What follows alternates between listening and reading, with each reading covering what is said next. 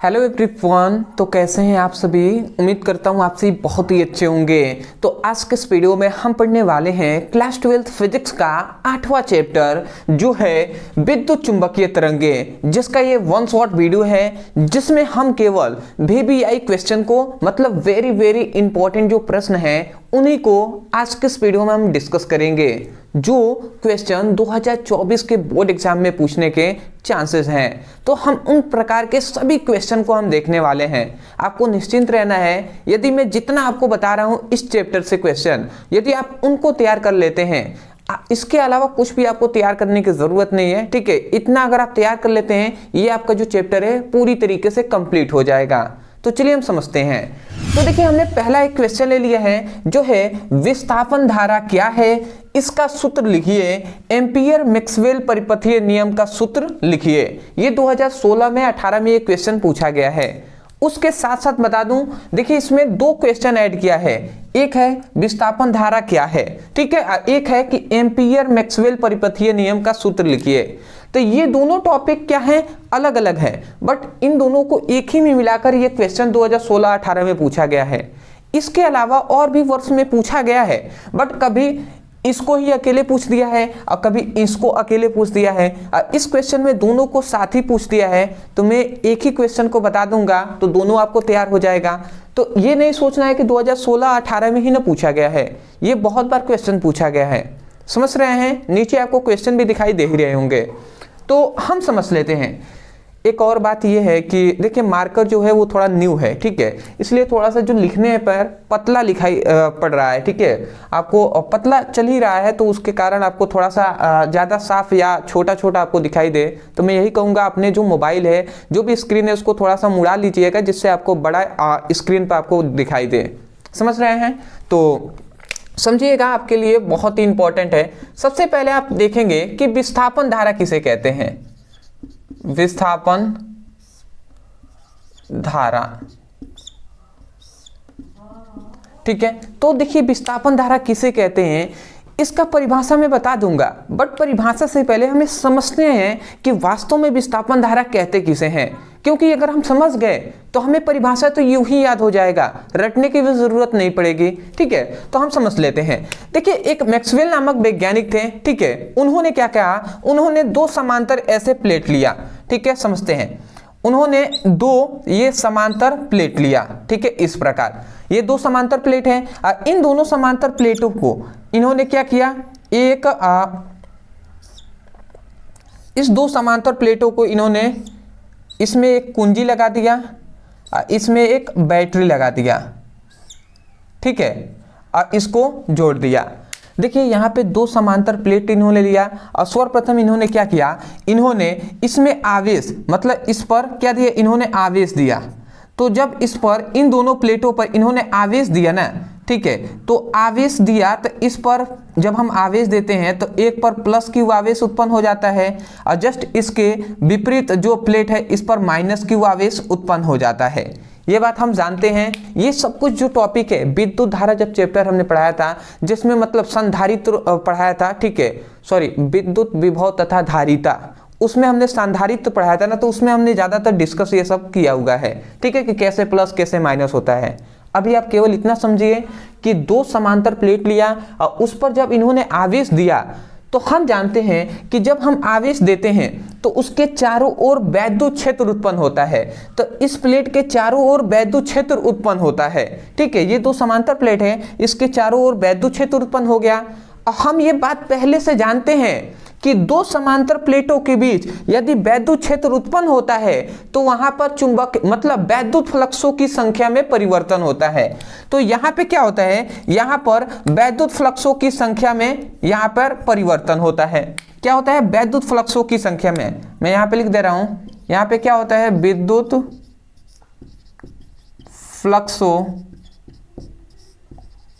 की संख्या में क्या होता है, परिवर्तन होता है। ये बात आपने समझा। हमने इन दोनों प्लेटों पर आवेश दिया, तो आवेश देने के कारण इन प्लेटों के मतलब दोनों समांतर प्लेटों के बीच वैद्युत फ्लक्सों की संख्या में परिवर्तन होता है।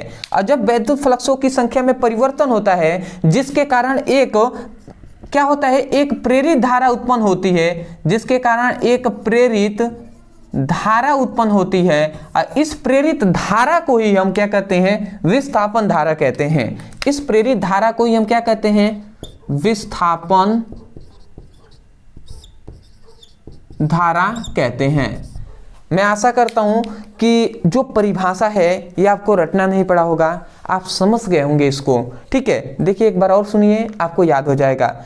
इसमें ये बताया गया कि दो समांतर प्लेट हैं, उस पर यदि हम आवेश देते हैं तो इसके चारों ओर वैद्युत क्षेत्र उत्पन्न होता है। अब वैद्युत क्षेत्र यदि दो समांतर प्लेटों के बीच मतलब चारों ओर वैद्युत क्षेत्र उत्पन्न होगा तो उसके कारण इन दोनों समांतर प्लेटों के बीच चुंबकीय फ्लक्सों की संख्या में परिवर्तन होगा। और जब परिवर्तन होता है तो इसके कारण एक प्रेरित धारा उत्पन्न होती है, ठीक है, जिसे हम विस्थापन धारा कहते हैं। अब प्रेरित धारा क्यों उत्पन्न होती है, ये सब हमने इससे पहले वाले जो चैप्टर था ना उसमें हमने बताया था। इससे पहले नहीं, उससे पहले वाला मतलब 7वां जो चैप्टर है जो है प्रत्यावर्ती धारा, उससे पहले कौन है, विद्युत चुंबकीय प्रेरण। उसमें हमने बताया था आपको, जब हमने बताया था कि विद्युत चुंबकीय प्रेरण किसे कहते हैं, उसमें हमने आपको बताया था कि प्रेरित धारा भी किसे कहते हैं। ये सब हमने डिस्कस किया हुआ है।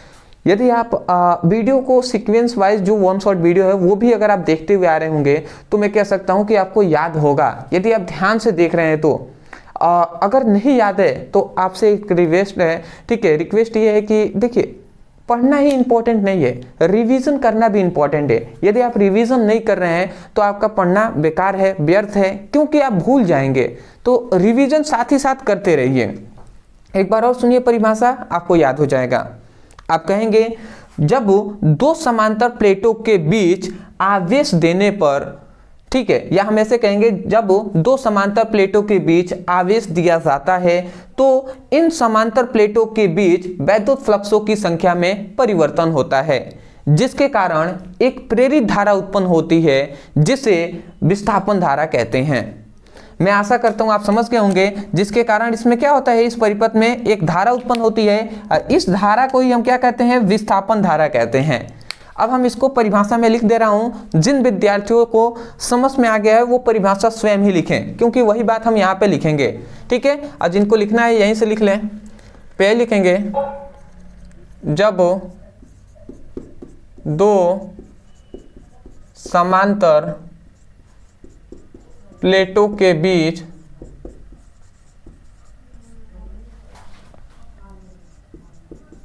आवेश देते हैं तो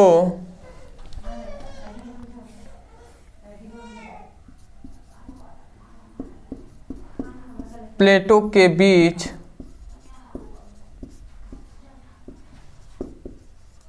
विद्युत फ्लक्सों की संख्या में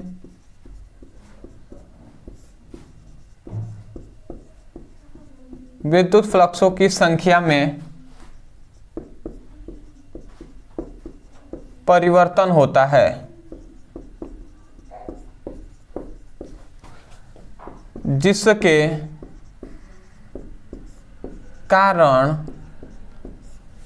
कारण क्या होता है, एक प्रेरित धारा उत्पन्न होती है, एक प्रेरित धारा उत्पन्न होती है,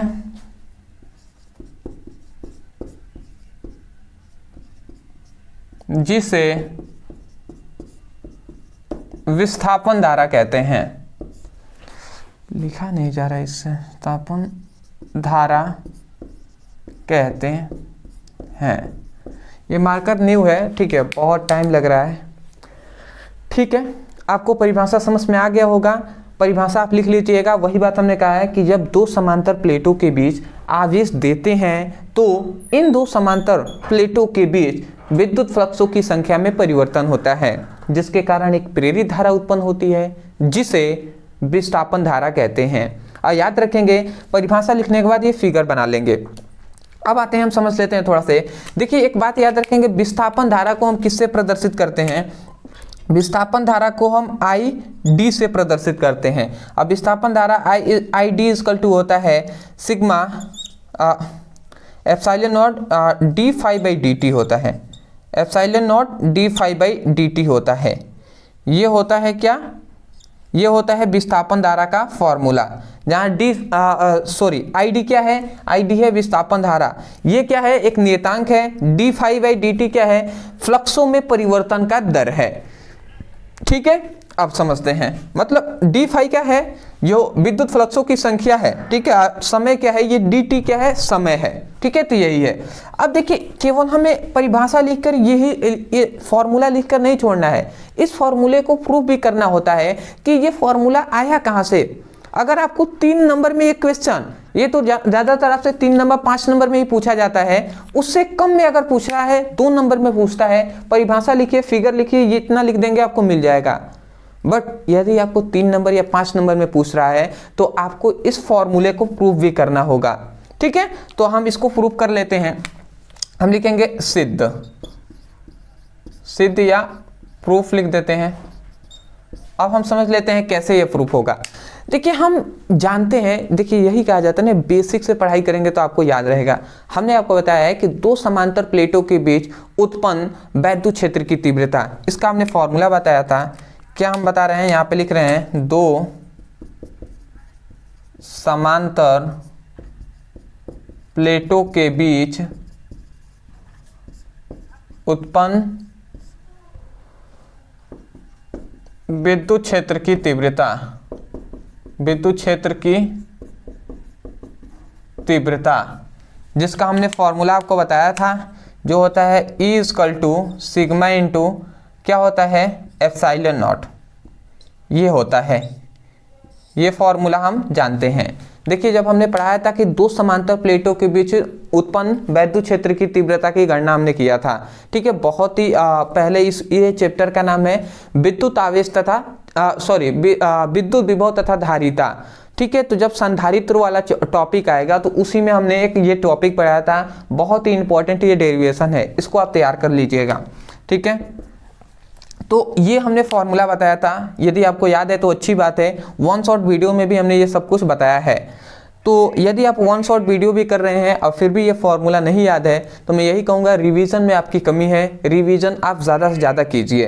ठीक है, उसके बाद अब समझ लेते हैं हम। देखिए, इसको हम आगे जो सॉल्व करते हैं, चूँकि हम एक फॉर्मूला जानते हैं, वो क्या हम जानते हैं कि जो Q = क्या होता है, सिग्मा इंटू A होता है, ये बात हम जानते हैं। ठीक है, आवेश घनत्व सिग्मा है, ए क्या है, क्या है, ए है क्षेत्रफल, मतलब अनुप्रस्थ काट का क्षेत्रफल। यदि हम देखें यहाँ पे से केवल सिग्मा का मान निकालें तो जो ये ए इधर गुणा में इधर आएगा तो भाग कराएगा, तो Q/A हो जाएगा कि नहीं, आप समझिए। ये सॉरी सिग्मा है ना, ई हमने लिख दिया सिग्मा है, सिग्मा = Q/A हो जाएगा। इस सिग्मा के जगह पर हम Q/A लिख सकते हैं, बिल्कुल लिख सकते हैं, तो वही हम लिखेंगे। तो हम इसको अगर लिखते हैं तो सिग्मा की जगह पर Q/A लिखते हैं, तो QA और एप्सिलॉन नॉट नीचे है तो एप्सिलॉन नॉट हमने लिख दिया। अब हम इतनी बात जानते हैं, ये A एप्सिलॉन नॉट इधर गुणा में है, सॉरी भाग में है, इधर E में आएगा तो गुणा कराएगा, तो यहाँ से जो Q का मान निकलेगा, जो Q का मान निकलेगा वो क्या हो जाएगा, EA एप्सिलॉन नॉट हो जाएगा। इधर भाग में था, इधर आए गुणा करा दिया। अब फिर से हम एक और फॉर्मूला जानते हैं, चूंकि हम जानते हैं फाई E = क्या होता है, E × A होता है। ठीक है, E × A होता है, मतलब फ्लक्स, विद्युत फ्लक्स का फॉर्मूला जानते हैं ना, फाई = EA cos थीटा होता है। तो यहाँ पे थीटा = 90 डिग्री होता है, तो cos 90 = 1 होता है, तो 1 का अगर EA में गुणा होगा तो 1 ही होगा, तो इसीलिए फाई = EA होता है। अब फाई देखिए, फाई = EA होता है, तो EA के जगह पर फाई E लिख सकते हैं, बिल्कुल हम लिख सकते हैं, तो वही हम लिख देते हैं यहाँ पे Q = phi E × epsilon naught. तो ये हमने फॉर्मूला लिख दिया। अब हम समझते हैं, देखिए इतना करने के पश्चात देखिए इसको लिखने की ज़रूरत नहीं है। ठीक है, आपको समझाने के तौर पर हमने बता दिया है, ठीक है, कि आपको याद हो, बट ठीक है। अब हम समझ लेते हैं थोड़ा सा, इसको आप चाहें तो साइड में दिखा सकते हैं, ठीक है, क्योंकि लगभग स्टूडेंट इसको भूल जाते हैं। ये ज़्यादातर हमने कहाँ पर ज़्यादातर पढ़ा हुआ है, इसका उपयोग होता है गॉस के प्रमेय के अनुप्रयोग में, इसका सबसे ज़्यादा उपयोग होता है। आपने पढ़ा होगा तो आपको याद होगा, ठीक है, और नहीं पढ़े हैं, नहीं याद है फॉर्मूला, तो आप सोच लीजिए आपका गॉस का प्रमेय का जो अनुप्रयोग है ये आपको तैयार नहीं है। देखिए इतना इजी नहीं है, 5 नंबर का टॉपिक है, आपको लिखना होगा। अब समझ लेते हैं, जब इतना हो गया ना, इसके बाद हम दोनों पक्षों का डी के सापेक्ष समाकलन करेंगे। तो हम लिखेंगे सोनू हम लिख दे रहे हैं, दोनों पक्षों का डी के दोनों पक्षों का समाकलन करने पर, ऐसे ही हम लिख देते हैं क्योंकि डी समाकलन,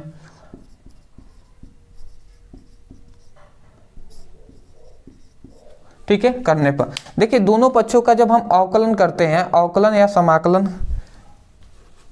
समाकलन नहीं अवकलन, अवकलन करने पर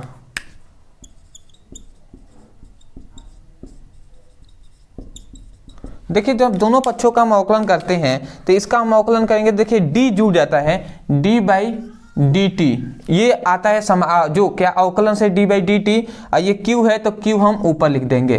तो ये जो बायोलॉजी के स्टूडेंट होंगे नहीं समझ पा रहा है, कोई दिक्कत नहीं, इतना आपको याद करना पड़ेगा, ठीक है, इसका कोई रास्ता नहीं है। तो देखिए ये डी बाई डी टी इधर ऐड होगा, इधर भी डी बाई डी टी इतना लिखाएगा, और उसके बाद ये जो है इसको हम कोष्ठ में लिख देते हैं phi E into epsilon naught, ये हो जाएगा। अब देखिए ये क्या है, ये है आवेश, ये है समय। तो हम जानते हैं, हम एक फॉर्मूला जानते हैं, आपको याद होगा कि धारा इक्वल टू क्या होता है, धारा I equal to Q by T होता है। मतलब आवेश प्रवाह के दर को ही हम क्या कहते हैं, विद्युत धारा कहते हैं।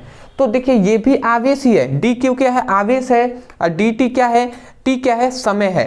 तो इसका मतलब ये क्या है, इसको जगह पर हम लिख सकते हैं आई लिख सकते हैं, बिल्कुल लिख सकते हैं। और देखिए ये जो आई है ये अब धारा नहीं है, ये विस्थापन धारा है, तो इसलिए हम डी लिख देंगे। तो आई डी हमने लिख दिया। उसके बाद देखिए जब अवकलन होता है तो ये जो नियतांक होता है ये बाहर आ जाता है, तो इसको हम बाहर ले लेते हैं, ठीक है, समाकलन, ठीक है। और इसको हमने जो एप्सिलॉन नॉट है इसको बाहर ले लिया, और D phi by D T है, तो D phi E by D T ये हमने लिख दिया, ठीक है। ये आपका जो आ गया, ये आपका प्रूफ भी हो गया, ठीक है। आप देख सकते हैं यही तो फॉर्मूला है। देखिए आई डी इक्वल टू क्या है, epsilon naught D phi by D T, यहाँ पर भी I D equal to epsilon naught D phi by D T.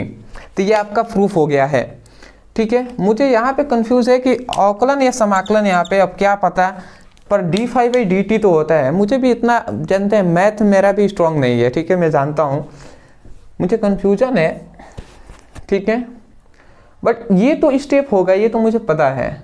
अवकलन या समाकलन होता है, यदि आपको पता है, जो स्टूडेंट मैथ के होंगे वो हमें कमेंट सेक्शन में ज़रूर बताइएगा कि यहाँ पे अवकलन होता है D phi by D T करने पर, या समाकलन, दोनों एक ही जैसा होता है, इसीलिए थोड़ा सा कन्फ्यूज़न हो गया है, ठीक है। अदरवाइज मुझे पता चलेगा, आप कमेंट कर दीजिएगा, ठीक है, वही बेटर रहेगा। तो इतना हो गया। देखिए अभी तक तो केवल यहाँ तक हमारा क्वेश्चन हुआ है। उसके बाद कह रहा है एम्पियर मैक्सवेल परिपथीय नियम का सूत्र लिखिए। अब यहाँ पे सूत्र लिखने को कह रहा है, तो देखिए ये सूत्र आप याद रखेंगे, एम्पियर मैक्सवेल परिपथीय नियम। फिर से इसके नीचे जस्ट आप हेडिंग डालेंगे एम्पियर मैक्सवेल परिपथीय नियम, एम्पियर मैक्सवेल परिपथीय नियम। अब इसका आप याद रखेंगे, एम्पियर मैक्सवेल परिपथीय नियम का फॉर्मूला होता है, जो होता है समाकलन I D L epsilon naught I C plus I, ये कैपिटल आई सी लिख देते हैं हम, आई सी और फिर से आई और डी, ये आपका फॉर्मूला होता है। ये आप फॉर्मूले को आप याद रखेंगे, ठीक है, याद रखेंगे। समाकलन, ठीक है, जो समाकलन आई डी, ठीक है, आई क्या है, धारा है, डी एल क्या है, अल्पांश लंबाई है, ठीक है, या अल्पांश पृष्ठ भी हम कह सकते हैं, ये नियतांक है, ठीक है। आई सी क्या है, आई सी है चालन धारा, ठीक है, ये आई डी क्या है, विस्थापन धारा, वही तो हमने बताया ना। तो ये आपका फॉर्मूला है, सिंपल सा, आपको कुछ नहीं करना है। इसके जस्ट नीचे आपको एक हेडिंग डालना है, एम्पियर मैक्सवेल परिपथीय नियम, नियम का सूत्र, नियम का सूत्र, और उसके बाद ये आपको लिख देना है। मैं आशा करता हूँ कि आपको ये टॉपिक समझ में आ गया होगा। मैंने तो पूरा डीप में ही डिस्कस किया हुआ है, और यदि आप ध्यान से समझ रहे होंगे तो आपको समझ में भी आ रहा होगा। तो अभी तो बहुत सारे टॉपिक हैं, ठीक है, इस चैप्टर के जो हमें करना है। निश्चिंत रहिएगा, स्क्रीनशॉट ले लीजिए, और भी जो क्वेश्चन है उन सभी को हम देख लेते हैं। स्क्रीनशॉट। आशा करता हूं दोस्तों आपने अच्छे तरीके से स्क्रीनशॉट ले लिया होगा। अब आते हैं अपने दूसरे प्रश्न को, देख लेते हैं हम। तो देखिए यहाँ पे हमने सबसे पहले अभी हमने 4 प्रश्नों को ले लिया है। पहला तो हमने देख लिया, दूसरा, तीसरा, चौथा, 5वां। तो इन सभी को भी हम देखेंगे, एक एक करके हम समझते हुए चलते हैं। तो दूसरा हमने क्वेश्चन ले लिया है कि विद्युत चुंबकीय तरंगों का स्रोत क्या है। 2019 में एक क्वेश्चन पूछा गया है। देखिए कुछ ऐसे टॉपिक हैं जो आपसे कभी भी पूछ लिए जाते हैं, और ये छोटे छोटे टॉपिक हैं जो 1-2 नंबर में पूछे जाते हैं। तो उन तरीके के क्वेश्चन ये है, इनको हम देख लेते हैं, ठीक है। यही बहुत इंपॉर्टेंट होते हैं, क्योंकि शुरुआत में 1-1, 2-2 नंबर वाले ही क्वेश्चन पूछे जाते हैं, और उन्हीं को आप छोड़ देते हैं, तो उससे आपके 5 से 7, 10 नंबर आपका कम हो जाता है, ठीक है। और वही आगे चल के आपके लिए परेशानी भी होता है, और लगता है जो टीचर कॉपी चेक करेंगे उनको भी अनुभव होता है कि लगता है आपने अच्छे से पढ़ाई नहीं किया है। इसलिए पूरे आपको लिखाई को, पूरे आपके क्वेश्चन के जाँच अच्छे से करते हैं, ठीक है। अगर शुरुआत आपका अच्छा रहेगा तो अंततः वो समझ जाएंगे कि आपने सब कुछ अच्छा ही लिखा होगा, तो जल्दी जल्दी चेक भी कर लेते हैं। ये एक मतलब माना जाता है कि ऐसा होता है, ठीक है। तो समझते हैं, यहाँ पे कहा गया कि विद्युत चुंबकीय तरंगों का स्रोत क्या है। देखिए जो विद्युत चुंबकीय तरंग होते हैं, ठीक है, उनका स्रोत जो होता है वो विद्युत आवेश होता है।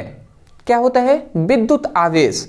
बट इसमें एक और कारण, एक और बात है कि विद्युत आवेश के कारण विद्युत चुंबकीय तरंगें उत्पन्न होती हैं, परंतु जो विद्युत चुंबकीय तरंग हैं इनमें कोई आवेश नहीं होता है।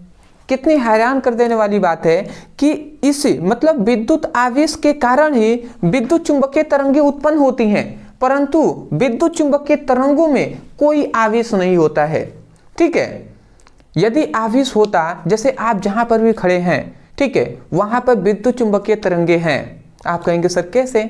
देखिए अभी आप मोबाइल उठाते हैं या फोन जो बात करते हैं वो किसके द्वारा? विद्युत चुंबकीय तरंगों के द्वारा ही तो बात करते हैं ना। तो इसका मतलब क्या कि आपके चारों ओर विद्युत चुंबकीय तरंगें हैं। यदि उनमें आवेश होता तो आपको करंट लगता, आपको झटका महसूस होता, परंतु क्या ऐसा होता है? नहीं होता है। तो इसका मतलब क्या हुआ कि विद्युत चुंबकीय तरंगों में कोई आवेश नहीं होता है, परंतु ये किसके कारण उत्पन्न होते हैं? तो ये विद्युत आवेश के ही कारण उत्पन्न होते हैं, ठीक है। तो यही बात हमें लिखना है। तो हम क्या लिखेंगे इसका आंसर? हम लिखेंगे, ठीक है, विद्युत चुंबकीय तरंगें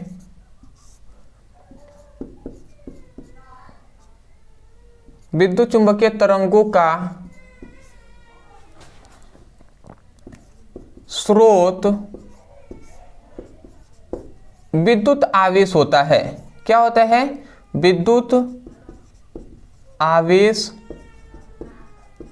होता है, परंतु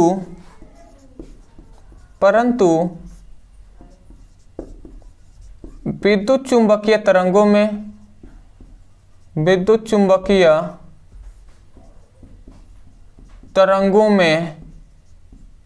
क्या होता है? विद्युत चुंबकीय तरंगों में कोई आवेश नहीं होता है। यह हैरान कर देने वाली बात है कि विद्युत आवेश के कारण ये उत्पन्न होता है, परंतु इनमें विद्युत आवेश नहीं होता है। रात हो गया है तो ये ठीक है। तो ये आप समझ पा रहे हैं, ये क्वेश्चन इजी है, समझ में आ गया होगा आपको। विद्युत आवेश के मतलब विद्युत आवेश के कारण ही ये उत्पन्न होते हैं, परंतु इनमें खुद में ही आवेश नहीं होता है, ठीक है। ये पहली बात, आपको पहला क्वेश्चन समझ में आ गया होगा।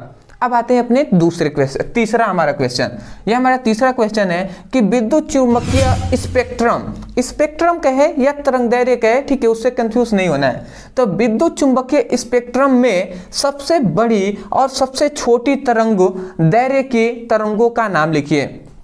मतलब इस यहाँ पे ये पूछा गया कि जो विद्युत चुंबकीय स्पेक्ट्रम होते हैं, अब देखिए विद्युत चुंबकीय स्पेक्ट्रम एक टॉपिक बहुत ही इंपॉर्टेंट है, वो हम आगे आपको बताएंगे। जो विद्युत चुंबकीय स्पेक्ट्रम होते हैं ना, इसके अंतर्गत बहुत सारे विद्युत चुंबकीय तरंगे आती हैं, ठीक है, तो उसी को कहते हैं विद्युत चुंबकीय स्पेक्ट्रम। तो यहाँ पे क्या होता है वो सब आगे डिस्कस करेंगे। तो विद्युत चुंबकीय स्पेक्ट्रम में सबसे बड़ी तरंगदैर्घ्य, मतलब सबसे बड़ी, मतलब कोई भी तरंगे होती हैं तो उनका एक तरंगदैर्घ्य होता है। तो सबसे अधिक तरंगदैर्घ्य वाली तरंगे कौन है और सबसे कम तरंगदैर्घ्य वाली तरंगे कौन है, वही पूछा जा रहा है। कहा जा रहा है ना, विद्युत चुंबकीय स्पेक्ट्रम में सबसे बड़ी तथा सबसे छोटी तरंगदैर्घ्य की तरंगों का नाम लिखिए, ठीक है। तो देखिए यह आपको सिंपल से आप लिख लेना है कि सबसे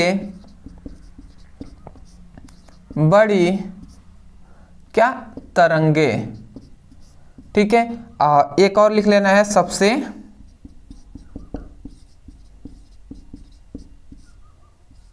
छोटी तरंगे। ये किसकी तुलना पे हम कर रहे हैं, मतलब तरंगदैर्घ्यों के आधार पर सबसे बड़ी जो तरंगदैर्घ्य होती है वो रेडियो तरंगे होती हैं, ठीक है। कौन सा, रेडियो तरंगे। और जब सबसे छोटी जो तरंगे होती हैं वो है गामा तरंगे कहें या गामा किरण कहें।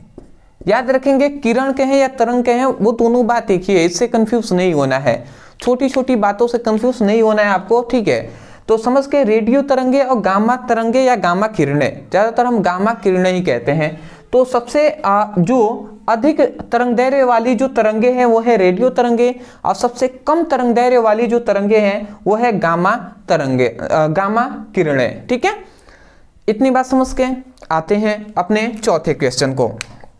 चौथे क्वेश्चन पे हमारा क्या है कि 10⁻⁻² मीटर तरंगदैर्घ्य वाली विद्युत चुंबकीय तरंग का नाम लिखिए। 2017 में एक क्वेश्चन पूछा गया है।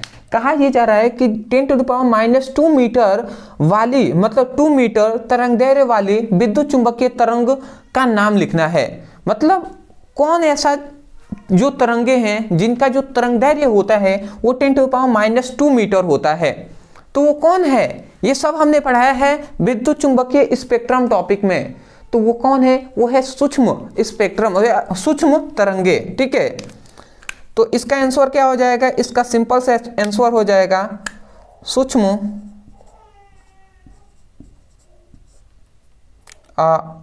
किरणें या तरंगे भी कह सकते हैं, सूक्ष्म या माइक्रो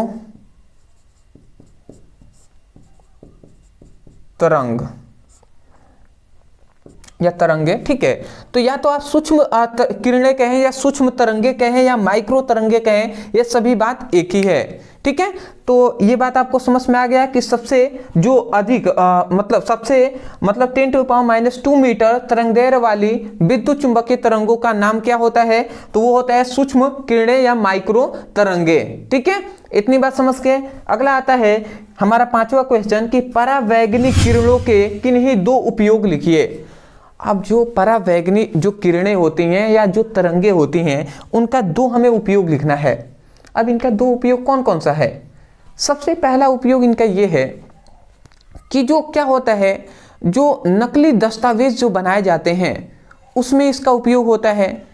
जो हम अंगूठा लगाते हैं तो अंगूठा का जो निशान से हम कैसे पता करेंगे कि वो आदमी कौन है, ठीक है। तो अंगूठे के निशान को पता लगाने में भी जो परावैगनिक किरणों का उपयोग किया जाता है। उसके साथ साथ जो खाना होता है, जो भोजन होता है, तो भोजन के संरक्षण में भी, मतलब भोजन के बचाने में भी परावैगनिक किरणों का प्रयोग किया जाता है। तो बहुत सारे उपयोग हैं, मैं सब लिख दे रहा हूं यहाँ पे, आप लिखेंगे उपयोग।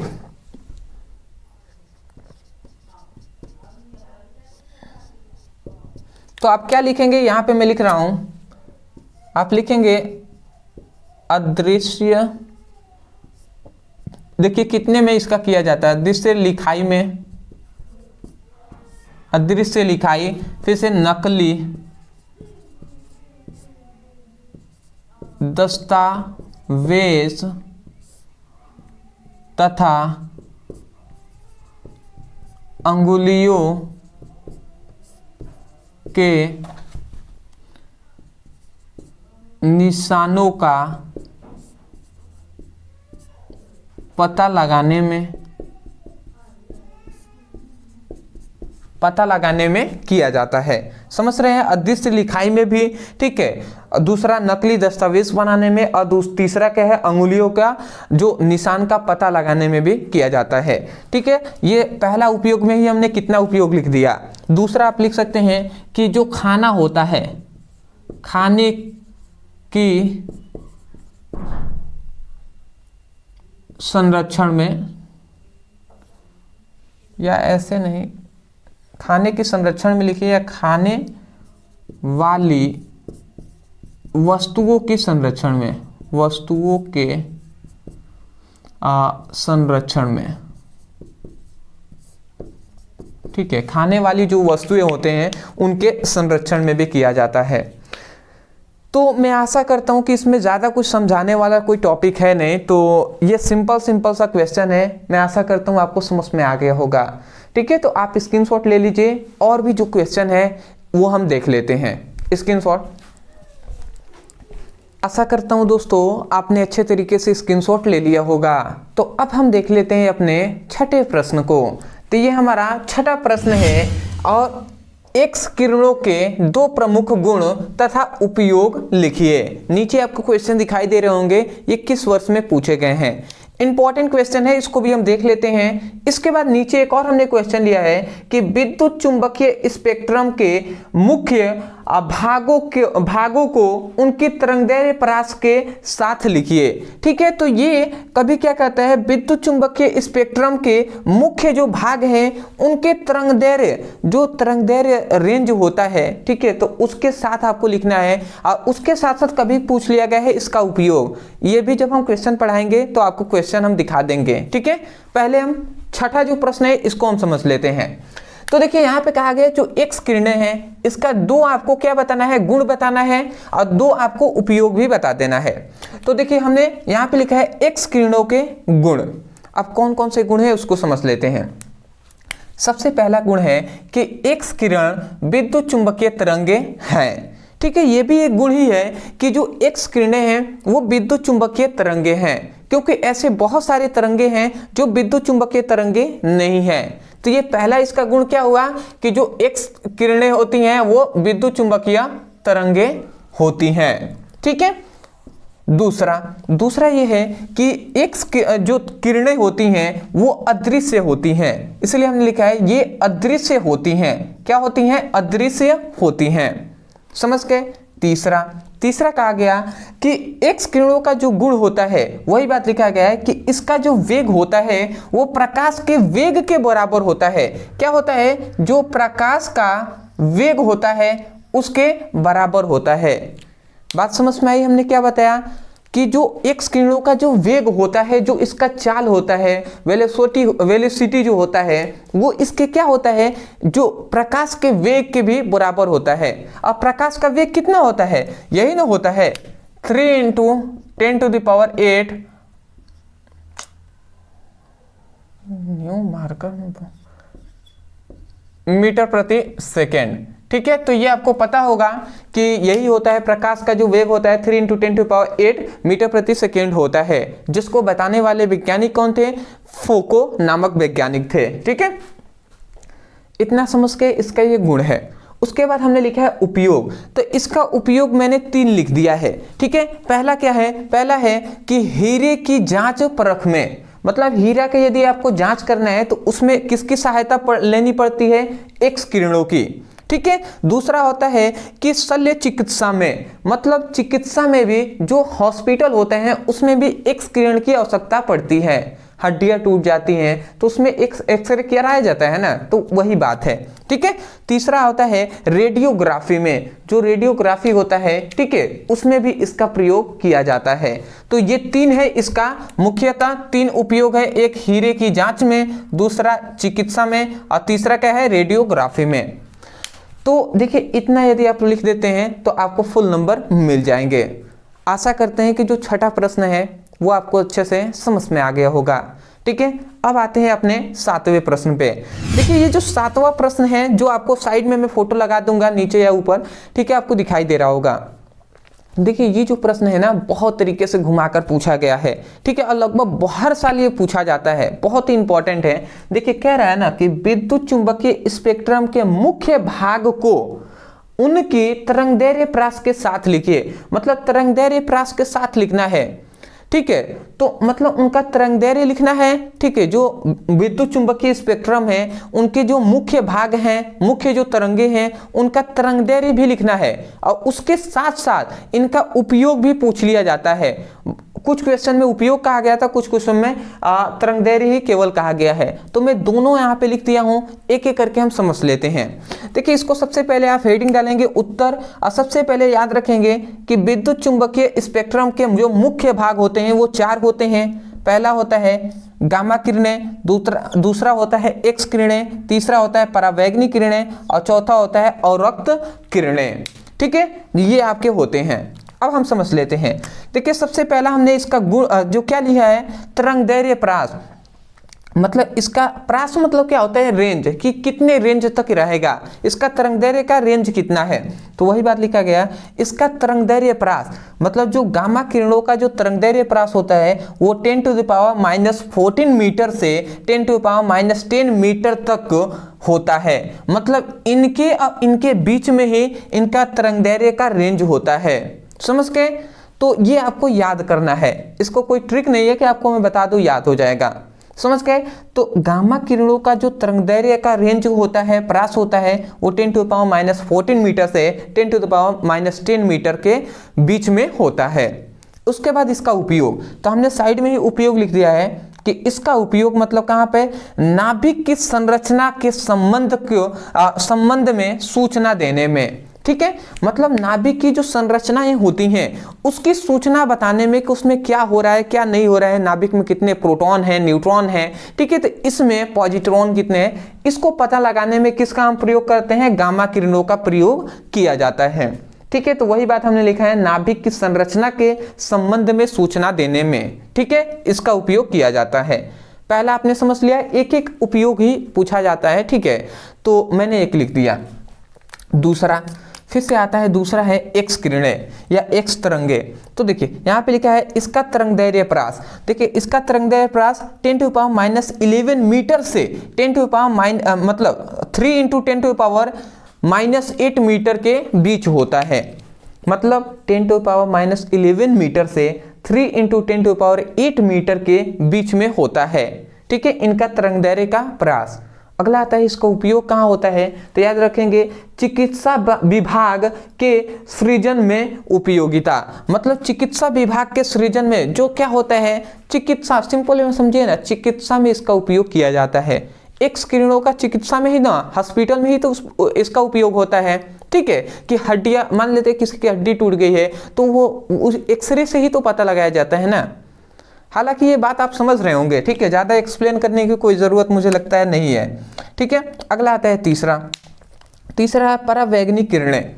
अब परावैंगनी किरणों का जो तरंगदैर्घ्य प्रास होता है वो 10⁻8 मीटर से 4 × 10⁻7 मीटर तक, मतलब इन दोनों के बीच में होता है। इसका उपयोग क्या है कि खाने की वस्तुओं के संरक्षण में, ठीक है। जो क्या है, जो परावैंगनी किरणें हैं इनका उपयोग हम कहाँ करते हैं कि खाने वाली जो वस्तुएं हैं उनके संरक्षण में भी किया जाता है। अभी तो हमने इसका उपयोग और बताया ना, किसमें, अदृश्य लिखाई में इसका उपयोग हम करते हैं। उसके साथ साथ नकली दस्तावेज बनाने में इसका उपयोग करते हैं। उसके साथ साथ हम किसके, अंगूठे का पता, अंगूठे का जो क्या होता है, अंगूठे के निशान को पता लगाने में इसका जो परावैंगनी जो किरणें हैं इसका उपयोग किया जाता है कि वो अंगूठा किस व्यक्ति का है, ठीक है। तो ये टॉपिक हमने पढ़ाया अभी कुछ देर पहले ही हमने पढ़ाया, फिर भी याद नहीं है तो थोड़ा सा ध्यान से आप देखिए, ठीक है ना।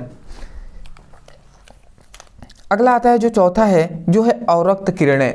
अब अवरक्त किरणों का जो तरंगदैर्घ्य प्रास होता है वो 8 इंटू 10⁻⁻7 मीटर से 5 इंटू 10⁻⁻3 मीटर तक होता है, मतलब इनके बीच होता है। इसका उपयोग कहाँ पर होता है कि जो कोहरा व धुंध, ठीक है, मतलब कोहरा व धुंध भी हम कहते हैं, तो कोहरा या धुंध के पार देखने में उपयोगी, मतलब जब बहुत ज़्यादा कोहरा हो, ठीक है, कुहासा घेरा हुआ हो, तो उस समय पर हम अवरक्त किरणों से हम उसके आर पार देख सकते हैं, ठीक है। तो इसका उपयोग वहीं पर किया जाता है।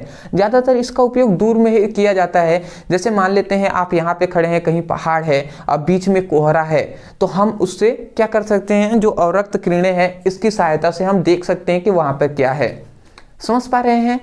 तो ये बहुत ही इंपॉर्टेंट क्वेश्चन है, ये 5-5 नंबर वाला ये क्वेश्चन है। मैंने छोटा छोटा लिख कर इतने में हटा दिया, तो ये नहीं समझना है आपको कि ये कम नंबर में पूछा गया है, नहीं, ये सभी 5 नंबर वाले क्वेश्चन हैं। मैं आशा करता हूँ आपको समझ में आ गया होगा। तो ऐसे ही पढ़ाई करते रहिएगा, ठीक है।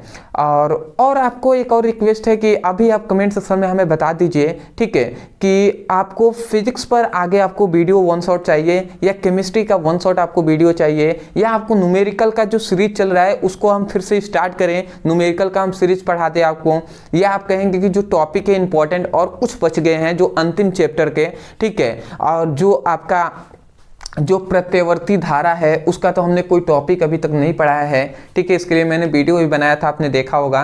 तो अगर आप कहेंगे, जिस तरीके से आप कहेंगे 1 शॉट लाने के, तो 1 शॉट के लिए वीडियो लाएंगे, ठीक है, या फिजिक्स या केमिस्ट्री आप बता दीजिएगा, या आप कहेंगे जो आपके फिजिक्स या केमिस्ट्री का जो न्यूमेरिकल का सीरीज और भी आगे स्टार्ट किया जाए, स्टार्ट तो हो ही गया है, 6 वीडियो भी हमने उस पर बना दिया है, ठीक है, नहीं देखे हैं तो डिस्क्रिप्शन बॉक्स में हम लिंक दे देंगे, आप जाकर देख लीजिएगा, ठीक है। तो उसको कहेंगे तो न्यूमेरिकल का जो सीरीज है वो आगे पढ़ाया जाएगा, या आप कहेंगे जो इंपॉर्टेंट क्वेश्चन है प्रत्यवर्ती धारा का उसको पढ़ाया जाए तो उसको पहले हम लेके चलेंगे। तो ये सब कुछ आपका जो कमेंट है उसी पर निर्भर करता है, तो आपको कमेंट करके हमें ज़रूर बताना है। और आपकी जो तैयारी हो रही है बहुत ही बेहतरीन तरीके से हो रही है। मैं सच कहूँ तो मैं अपना जब बोर्ड एग्ज़ाम मैंने दिया था क्लास 12 का, तो मैंने इतना बिल्कुल भी तैयार नहीं किया था जितना मैं आपको तैयार करा रहा हूँ। तो मुझे लगता है कि आपको बहुत ही अच्छे से तैयार हो रहा है, और जिस तरीके से मैं तैयार कर रहा हूँ और जिस तरीके से आप पढ़ाई कर रहे हैं उस तरीके से आपको बहुत ही अच्छे नंबर से पास होंगे। बट एक बात का आपको हमेशा ध्यान रखना है कि ये सभी टॉपिक हम करा रहे हैं, इसको तो पढ़िए ही, अपने तरफ से भी कुछ पढ़ते रहिएगा, ठीक है। जो हमने इंपॉर्टेंट क्वेश्चन हमने बताया है उसको पढ़िए, और खासकर देखिए न्यूमेरिकल पर विशेषकर ध्यान देना है, क्योंकि नंबर ज़्यादातर मैंने देखा है कि नंबर कहाँ पे कम होता है, ठीक है, न्यूमेरिकल में कम हो जाता है। मेरा भी कम हुआ था, ठीक है, जितना मैंने एक्सपेक्ट मतलब अपना सोचा था कि ठीक है कि इतना नंबर आ जाएगा, ठीक है, उतना शायद नहीं आ पाया, ठीक है ना। तो वो कारण ये था कि मैंने भी अपना न्यूमेरिकल उतना स्ट्रॉन्ग नहीं किया था जितना मुझे करना चाहिए था, और न्यूमेरिकल में मुझे लगता है कि जहाँ तक मैंने थोड़ी सी गलती किया, इसलिए मैं हमेशा कहता हूँ कि न्यूमेरिकल पर भी विशेषकर आपको ध्यान देना चाहिए, क्योंकि न्यूमेरिकल पर ज़्यादा स्टूडेंट ध्यान नहीं देते हैं, तो ये गलत बात है, ठीक है।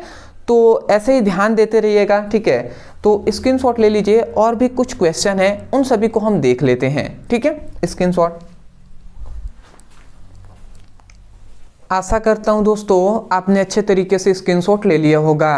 तो अब हम देख लेते हैं अपने 8वें प्रश्न को।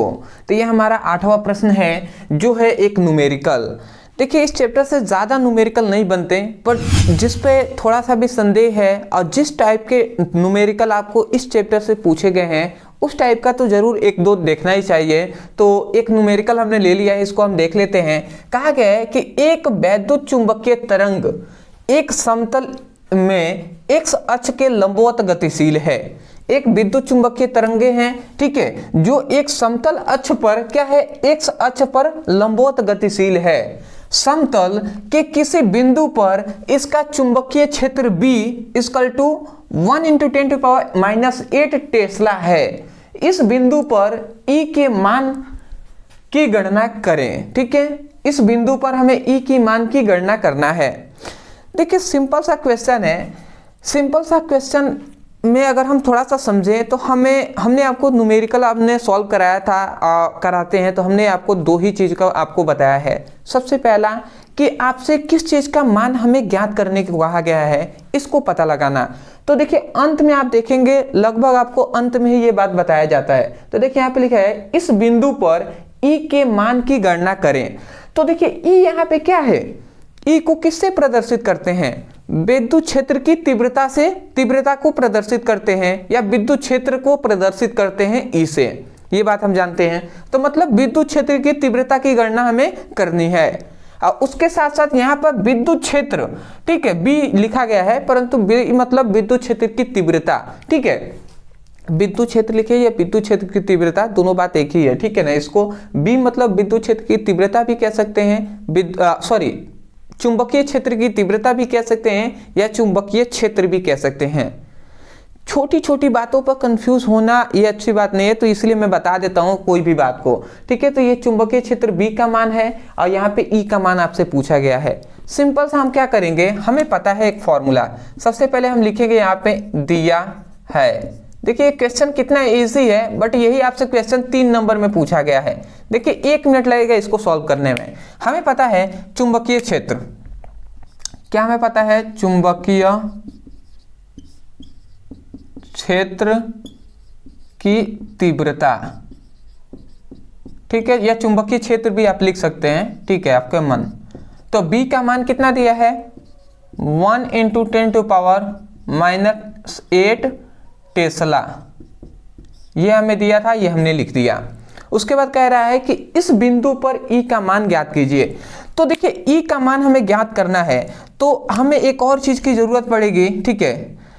एक और बात यह है कि एक स्टूडेंट ने कहा था चूंकि का आप ऐसे लिखते हैं, अरे चूंकि या इसलिए, ठीक है ना, आप ये लिख सकते हैं।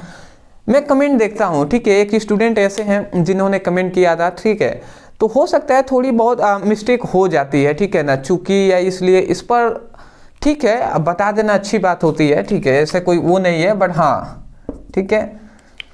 तो एक और बात हम जानते हैं, हम क्या जानते हैं, हम जानते हैं प्रकाश की चाल। प्रकाश की चाल c क्या होता है, 3 × 10⁸ मीटर प्रति सेकेंड होता है, ये बात हम जानते हैं।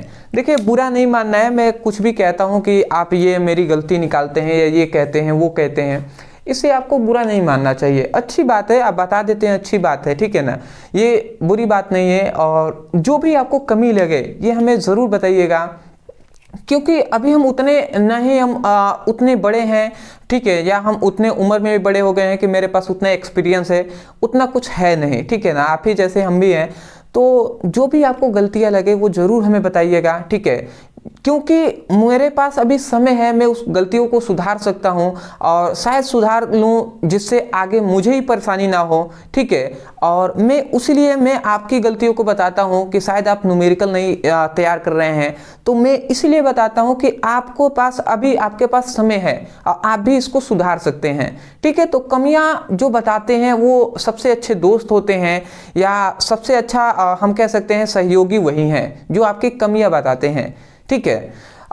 सभी की कमियों को ध्यान नहीं देना चाहिए, बट हाँ जो दिल से कह रहा है, जो सही कह रहे हैं, उनकी कमियों को मानना भी चाहिए कि हाँ हमारे में ये कमियां हैं, ठीक है। तो यही बात है, ठीक है, अच्छी बात है, आप बता सकते हैं हमें, ठीक है। तो ये 2 बात है, अब समझ लेते हैं, हमें ये 2 बात पता है। तो अब हमें क्या करना है, क्या विद्युत क्षेत्र की तीव्रता ई का मान हमें ज्ञात करना है। तो देखिए हमें पता है, हमें क्या पता है, विद्युत क्षेत्र की तीव्रता, ठीक है, विद्युत क्षेत्र की तीव्रता E इज क्या हमें पता है, हमें पता है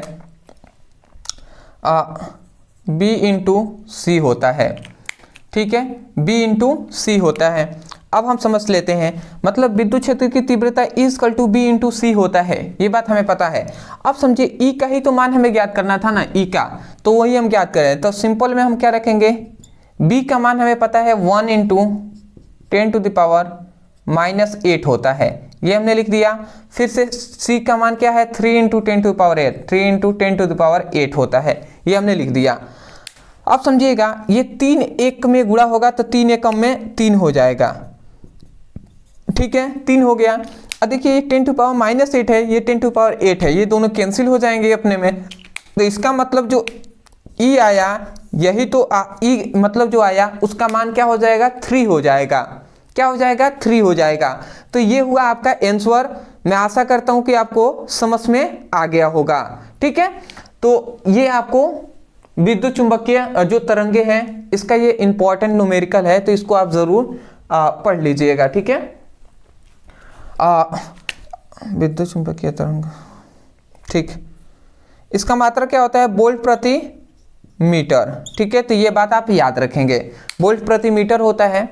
अदरवाइज आप स्क्रीनशॉट ले लीजिए, और भी कुछ क्वेश्चन है उसको देख लेते हैं, उसके बाद हम वीडियो को समाप्त करेंगे। स्क्रीनशॉट।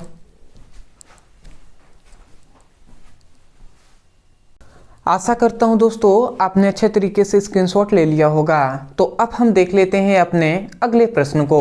तो ये हमारा प्रश्न 5 नंबर में पूछा गया है, बहुत ही इंपॉर्टेंट ये क्वेश्चन है। देखिए यहाँ पे कहा गया है कि विद्युत चुंबकीय तरंगों की 4 विशेषताएं का उल्लेख कीजिए।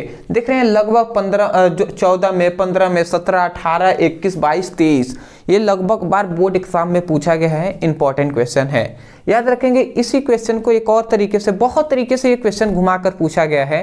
कभी कह दिया है कि विद्युत चुंबकीय तरंगे क्या हैं और इसकी विशेषताएं लिखिए। इस तरीके से भी क्वेश्चन पूछा गया है। नीचे आपको सभी क्वेश्चन दिखाई दे रहे होंगे। तो देखिए यहाँ पे हमने वही बात है, सबसे पहले विद्युत चुंबकीय तरंगे हमने बता दिया है, उसके बाद हमने नीचे इनकी विशेषताएं भी लिखा हुआ है। सब कुछ हम धीरे धीरे समझ लेते हैं। तो हम आते हैं सबसे पहले कि विद्युत चुंबकीय तरंगे किसे कहते हैं। इसको हम समझेंगे, परिभाषा की ओर ध्यान देने की जरूरत नहीं है, इसको हम याद कराते हैं आपको। देखिए सबसे पहली बात कि मान लेते हैं सपोज दैट ये एक मान लेते हैं ये एक एक्स अक्ष है। ठीक है, ये 3 अक्ष हैं, एक्स वाई, इसको मान लेते हैं, इसको जेड मान लेते हैं। मान लेते हैं ये एक एक्स अक्ष है। ठीक है, अब इस एक्स अक्ष पर मान लेते हैं ये विद्युत तरंगे चल रही हैं। ठीक है, ये जो विद्युत तरंगे, ये जो ब्लैक कलर से दिखाई दे रहा है, ये विद्युत तरंगे चल रही हैं। और जो ये आपको दिखाई दे रहा है, ये चुंबकीय तरंगे चल रही हैं। ठीक है, तो आपको मैं उतना अच्छा फिगर नहीं बना पाता, बट आपको समझ में आ रहा होगा। ठीक है, एक बार और मैं मिटा के बना दूं, मिटा दे रहा हूं एक बार। ठीक है, कोई दिक्कत नहीं है, थोड़ा इसको अच्छे से ही आपको बनाना है, इसीलिए मैं आपको थोड़ा सा अच्छे से बता दे रहा हूं। ठीक है, देखिए ये एक सच है, जैसे सपोज दैट ये एक विद्युत, ये क्या है, विद्युत तरंगे हैं जो ब्लैक से आपको दिखाई दे रहा है। और जस्ट इसके विपरीत ये क्या चलता है, ये चुंबकीय तरंगे चलती हैं। तो आपको समझ में आ रहा होगा, ये ब्लैक कलर से जो दिखाई दे रहा है, मैं नाम लिख दे रहा हूं, ये है विद्युत तरंगे। और ये जो आपको नीले कलर से दिखाई दे रहा है, ये क्या है, चुंबकीय तरंगे। तो देखिए यहाँ पे क्या बताया गया, जो विद्युत तरंगे और चुंबकीय तरंगे देख रहे हैं परस्पर यहाँ पे मिल रही है ना, तो ऐसे ही बहुत सारी विद्युत तरंगे और चुंबकीय तरंगे आगे गति करते हैं। तो देखिए यहाँ पे क्या होता है, इसको मैं मिटा दूं अभी। ठीक है, तो देखिए क्या होता है कि विद्युत तरंगे और चुंबकीय तरंगों का जो परस्पर मिलना होता है ना, ठीक है, विद्युत तरंगे और चुंबकीय तरंगों का जो परस्पर मिलना होता है, तो मिलने पर जो ये मिल रहे हैं, तो इसके मिलने पर जो तरंगे उत्पन्न होती हैं, ठीक है, उस तरंग को ही हम क्या कहते हैं, विद्युत चुंबकीय तरंग कहते हैं। समझ में आ गया, विद्युत तरंगे और चुंबकीय तरंगों का परस्पर मिलने पर एक क्या होता है, तरंग उत्पन्न होता है, जिसे हम विद्युत चुंबकीय तरंग कहते हैं। बट याद रखेंगे कि जो विद्युत तरंगे या चुंबकीय तरंगे होती हैं, ये परस्पर ज्यावक्रीय दिशा में होना चाहिए। क्या होना चाहिए, ज्यावक्रीय दिशा में होना चाहिए, सीधे इसी वक्रीय दिशा में ही होना चाहिए। तो वही बात हम क्या कहेंगे कि विद्युत तरंगे और चुंबकीय तरंगों के ज्यावक्रीय दिशा में मिलने पर जो तरंगे उत्पन्न होती हैं, उसे हम विद्युत चुंबकीय तरंगे कहते हैं। समझ में आ गया आपको। देखिए हमने क्या कहा, विद्युत तरंगे और चुंबकीय तरंगों के ज्यावक्रीय दिशा में, क्या हमने बोला, ज्यावक्रीय दिशा में। ठीक है, तो एक बार और सुन लीजिए। हमने कहा विद्युत तरंगे और चुंबकीय तरंगों के ज्यावक्रीय दिशा में मिलने पर जो तरंगे उत्पन्न होती हैं उसे विद्युत चुंबकीय तरंगे कहते हैं। मैं आशा करता हूं कि आपको समझ में आ गया होगा। वही बात हमने लिखा है कि विद्युत तरंगे तथा चुंबकीय तरंगों के परस्पर लंबवत ज्यावक्रीय दिशा में मिलते हैं तो जो तरंगे उत्पन्न होती हैं उसे विद्युत चुंबकीय तरंगे कहते हैं।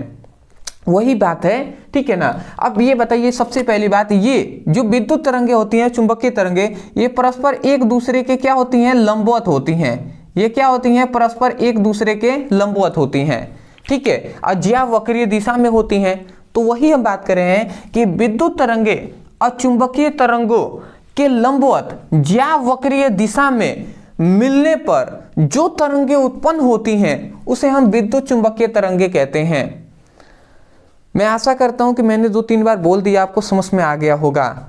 ठीक है, तो एक बार और सुन लीजिए। यहां पे हमने परिभाषा लिखा हुआ है, विद्युत तरंगे और चुंबकीय तरंगों के परस्पर लंबवत ज्यावक्रीय दिशा में मिलते हैं तो जो तरंगे उत्पन्न होती हैं उसे विद्युत चुंबकीय तरंगे कहते हैं। पहली बात समझ में आ गया। अब हम समझ लेते हैं इसका विशेषताएं। देखिए, विशेषताएं कहें या विलक्षण कहे या लक्षण कहे या गुण कहे, सब बात एक ही है। ठीक है, देखिए हमने लिखा है विद्युत चुंबकीय तरंगों की विशेषताएं।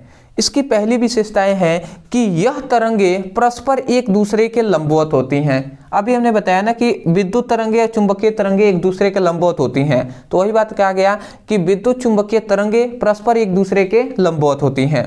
दूसरी बात, विद्युत चुंबकीय तरंगों के संचरण के लिए किसी भी माध्यम की आवश्यकता नहीं होती है। इसका मतलब क्या हुआ? इसका मतलब बहुत से ऐसे स्टूडेंट हैं जो दूसरे वाला का मतलब नहीं समझ पाते। इस संचरण मतलब यहाँ पे कहा गया ना, विद्युत चुंबकीय तरंगों के संचरण के लिए किसी भी माध्यम की आवश्यकता नहीं होती है। इसका मतलब संचरण मतलब होता है कि विद्युत चुंबकीय तरंगों की गति करने के लिए, मतलब इसके चलने के लिए कोई भी माध्यम की आवश्यकता नहीं होती है।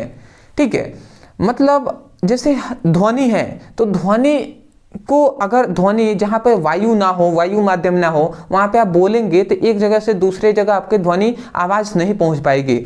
मतलब ध्वनि के लिए माध्यम की आवश्यकता होती है, परंतु जो विद्युत चुंबकीय तरंगे हैं इसकी संचरण के लिए किसी भी माध्यम की आवश्यकता नहीं होती है। क्यों? क्योंकि देखिए, आप यहाँ पे हैं, अंतरिक्ष में भी आप बात कर सकते हैं सैटेलाइट द्वारा। ठीक है, तो क्या बताइए, अंतरिक्ष में वायु होता है, कोई माध्यम होता है, वो तो निर्वात है ना, फिर भी आप बात कर पा रहे हैं। इसका मतलब इसके लिए विद्युत चुंबकीय तरंगों के लिए कोई माध्यम की आवश्यकता नहीं होती है। तो मैं आशा करता हूं आप समझ रहे होंगे। 2 बात समझ गए। तीसरी बात, तीसरा कहा गया कि यह तरंगे अनुप्रस्थ तरंगे होती हैं। क्या होती हैं? अनुप्रस्थ तरंगे होती हैं, जो विद्युत चुंबकीय तरंगे होती हैं वो। ठीक है, चौथा है कि विद्युत चुंबकीय तरंगों की ध्रुवित किया जा सकता है, तरंगों की नहीं, तरंगों को। ठीक है, तो विद्युत चुंबकीय तरंगों को हम क्या कर सकते हैं? ध्रुवित कर सकते हैं। ठीक है, पांचवा आता है कि इन तरंगों में कोई आवेश नहीं होता है। हमने आपको बताया ही था कि विद्युत चुंबकीय जो तरंगे होती हैं ये क्या होते हैं? ये विद्युत आवेश के कारण उत्पन्न तो होती हैं, परंतु इनमें कोई भी आवेश नहीं होता है। समझ गए। छठा है कि इनका वेग 3 × 10⁸ मीटर प्रति सेकेंड होता है। मतलब विद्युत चुंबकीय तरंगों का जो वेग होता है वो प्रकाश के वेग के ही बराबर होता है। तो मैं आशा करता हूं कि आपको समझ में आ गया होगा। तो ये सब क्वेश्चन का आप स्क्रीनशॉट ले लीजिए, और जो क्वेश्चन है कुछ जिसको आपको बिल्कुल तैयार कर लेना है उन क्वेश्चन को मैं बता दे रहा हूं, स्क्रीनशॉट ले लीजिए।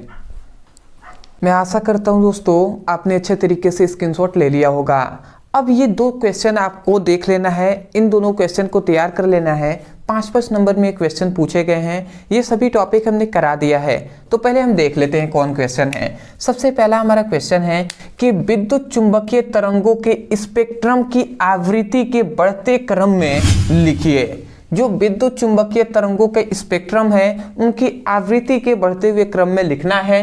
ठीक है, इस स्पेक्ट्रम के विभिन्न क्षेत्रों की उपयोगिता की अत्यंत संक्षिप्त में विवेचना कीजिए। अगर हम सिंपल में क्वेश्चन बहुत बड़ा है, आपको समझ में ना आए तो मैं आपको बता दूं, इसका मतलब क्या है कि जो विद्युत चुंबकीय तरंगों का स्पेक्ट्रम की आवृत्ति के बढ़ते हुए क्रम में कहने का मतलब यह है कि जो विद्युत चुंबकीय तरंगों का स्पेक्ट्रम कहे या आप सिंपल में कहे विद्युत चुंबकीय स्पेक्ट्रम, दोनों बात एक ही है। तो विद्युत चुंबकीय स्पेक्ट्रम क्या होता है, उनकी आवृत्ति क्या होते हैं, वे सब कुछ आपको बता देना है। तो देखिए ये क्वेश्चन हमने करा दिया है। आप केवल YouTube पे क्या लिखेंगे, आप लिखेंगे विद्युत चुंबकीय स्पेक्ट्रम। क्या लिखेंगे, विद्युत चुंबकीय स्पेक्ट्रम ब्रदर सर, इतना लिख के सर्च कीजिए। अभी आप वीडियो समाप्त होने के पश्चात आपको एक वीडियो मिलेगा, आप उसको पढ़ लीजिएगा, ये आपका क्वेश्चन तैयार हो जाएगा। समझ रहे हैं, 2015 में, 17 में और 18 में क्वेश्चन पूछा गया है। अब मैं आपको बता दूं, ये केवल इन्हीं वर्षों में नहीं, इसके अंतर्गत कुछ तरंगे आएंगी, ठीक है। तो उन तरंगों को आपको बहुत ही उपयोगी साबित होगा। वो सभी 2-2 नंबर में, 3-3 नंबर में पूछा गया है, कभी उन पर परिभाषा पूछ लिया गया है, ठीक है। तो कुछ होता है ना कि एक टॉपिक के अंतर्गत बहुत सारे टॉपिक आ जाते हैं, तो छोटे छोटे टॉपिक आपको ये टॉपिक पढ़ लेंगे तो वो भी तैयार हो जाएंगे। तो जरूर आप पढ़ लीजिएगा विद्युत चुंबकीय स्पेक्ट्रम ब्रदर सर, सर्च कर लीजिएगा, मिल जाएगा। अगला आता है मैक्सवेल के विद्युत चुंबकीय तरंग के सिद्धांत की व्याख्या कीजिए। 2017 में, 18 में, 22 में और 23 में क्वेश्चन पूछा गया है 5 नंबर में। तो ये भी बहुत ही इंपॉर्टेंट है। आप लिखिएगा यूट्यूब पर मैक्सवेल के विद्युत चुंबकीय तरंग सिद्धांत ब्रदर सर, इतना लिख के आप सर्च करेंगे, वीडियो हमारा मिल जाएगा, तो इसको भी पढ़ लीजिएगा। जो स्टूडेंट सीरियस हैं वो इन टॉपिक को पढ़ लीजिएगा, ठीक है। अंत में हम जो टॉपिक आपको बताते हैं उसको पढ़ लेना चाहिए, क्योंकि वो टॉपिक मोस्टली आपके इंपॉर्टेंट है, 5-5 नंबर में पूछे जाते हैं। अब इनको पढ़ाने में कम से कम लगेगा मुझे, एक टॉपिक पढ़ाने में 20 मिनट, तो इस पर फिर से 40 मिनट लगेगा। तो हालांकि मैंने पढ़ा ही दिया है, तो क्या पढ़ाना दोबारा। फिर भी मैंने बहुत सारे टॉपिक इस वीडियो में बताया जिनको हमने पहले ही करा दिया है, बट बहुत से ऐसे न्यू स्टूडेंट हैं जो जुड़े हुए हैं, जिनको वन शॉट वीडियो वो कह रहे थे कि सर लाइए, इसलिए मैंने सोचा कि लगभग टॉपिक जो संभव हो वो सब हम आपको करा दे रहे हैं वन शॉट में। और कुछ क्वेश्चन है जो 5 नंबर वाले कुछ क्वेश्चन हैं जिनको मैंने अच्छे से पढ़ाया है, उसमें अच्छे से उसमें डीप में एक्सप्लेन नहीं करेंगे तो समझ में नहीं आएगा। उन क्वेश्चन को हम अंत में बता देते हैं, तो इनको आपको कर लेना है। मैं आशा करता हूँ आप समझ गए होंगे। मैं यही कहूँगा, यदि आपको समझ में आया है तब जाकर आप वीडियो को लाइक कीजिएगा, चैनल पर नए होंगे तो चैनल को सब्सक्राइब कर लीजिएगा, क्योंकि आप यदि सपोर्ट नहीं करेंगे तो कौन करेगा। और एक रिक्वेस्ट है आपसे कि आपके जितने भी फ्रेंड्स हैं, जितने भी स्कूल ग्रुप का जो आपका व्हाट्सएप ग्रुप है, ठीक है, या कोचिंग का व्हाट्सएप ग्रुप है, उनमें हमारे जो चैनल के लिंक है उनको शेयर कीजिएगा, जो फिजिक्स का प्लेलिस्ट का लिंक है उनको शेयर कीजिएगा। अपने जितने भी मित्र हैं, आपके जितने भी फ्रेंड्स हैं, उनसे इस चैनल के बारे में बताइएगा, उनसे भी कहिएगा आप इस चैनल से पढ़ाई कीजिए, ठीक है। इतना केवल आप हमारे लिए कीजिए, वो हमारे लिए बहुत रहेगा, ठीक है। और यदि आप ही सपोर्ट कर सकते हैं, आप नहीं करेंगे तो कौन करेगा। तो मैं आशा करता हूँ आप समझ गए होंगे और सपोर्ट जरूर करेंगे। और डिस्क्रिप्शन बॉक्स में इस वीडियो का लिंक हम दे देंगे, सब कुछ फिजिक्स की, केमिस्ट्री का, हिंदी का, इंग्लिश का, फिजिक्स और केमिस्ट्री के न्यूमेरिकल का, वन शॉट वीडियो का, तो आप जिसका भी चाहें आप पढ़ाई कर सकते हैं। और उसके साथ साथ व्हाट्सएप ग्रुप और टेलीग्राम का भी लिंक दे देंगे, आप ज्वाइन हो जाइएगा, जहाँ पे ये वन शॉट का जो भी वीडियो हम पढ़ा रहे हैं उसका आपको PDF नोट्स वहाँ पे फ्री में ही मिल जाएंगे, ठीक है। कुछ दिन डिले हो सकता है, 1-2 दिन बाद मिले, ठीक है, 3 दिन बाद मिले, बट मिलेगा वहां पे, निश्चिंत रहना है। तो मिलते हैं एक नए टॉपिक के साथ, तब तक के लिए धन्यवाद।